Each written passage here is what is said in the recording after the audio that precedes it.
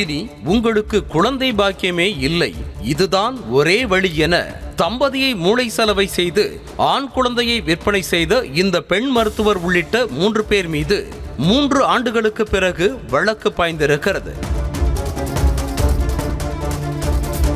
திண்டுக்கல்லை அடுத்துள்ள அனுமந்தராயன் கோட்டை பகுதியைச் சேர்ந்தவர் பால்ராஜ்.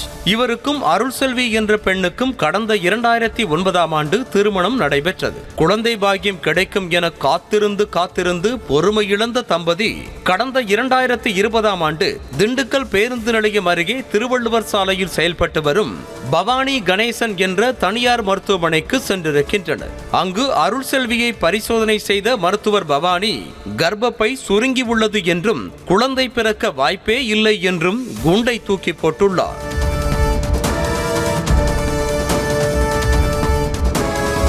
இதை கேட்டு மனம் உடைந்த தம்பதியிடம் ரூபாய் 2 லட்சம் மட்டும் ரெடி பண்ணுங்க, பிறந்து சில நாட்களேயான அழகான ஆண் குழந்தை அவைலபிள் என பவானி கூறியதாக தெரிகிறது.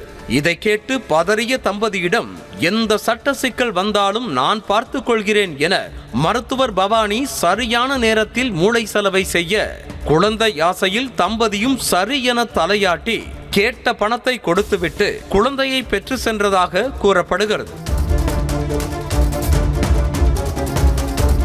பணம் கொடுத்து வாங்கிய குழந்தையை 10 மாதம் சுமந்து பெற்றெடுத்த குழந்தை போல கடந்த 3 ஆண்டுகளாக தம்பதி பொத்தி வளர்த்து கொண்டிருக்க இது குறித்து மாவட்ட குழந்தைகள் பாதுகாப்பு அதிகாரி சிவக்குமாருக்கு ரகசிய தகவல் கிடைத்துள்ளது. இதனையடுத்து நேரடியாக அனுமந்தராயன் கோட்டைக்கு சென்ற சிவக்குமார் தம்பதியிடம் விசாரணை மேற்கொண்டார். அதில் சட்ட விதிகளுக்கு புறம்பாக அந்த குழந்தையை விலைக்கு வாங்கி வளர்ப்பது உண்மை என்பது தெரிய வந்தது.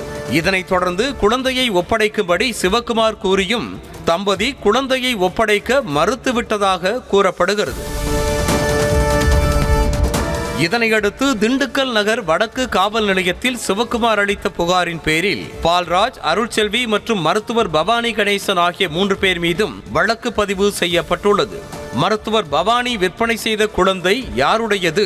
குழந்தை விற்பனையில் மருத்துவர் பவானிக்கு மட்டும் தொடர்பு உள்ளதா அல்லது அவருக்கு பின்னால் யார் யார் உள்ளனர்? இது போன்று இன்னும் எத்தனை குழந்தைகளை விற்பனை செய்திருக்கின்றனர் என போலீசார் தீவிர விசாரணையில் இறங்கியுள்ளனர்.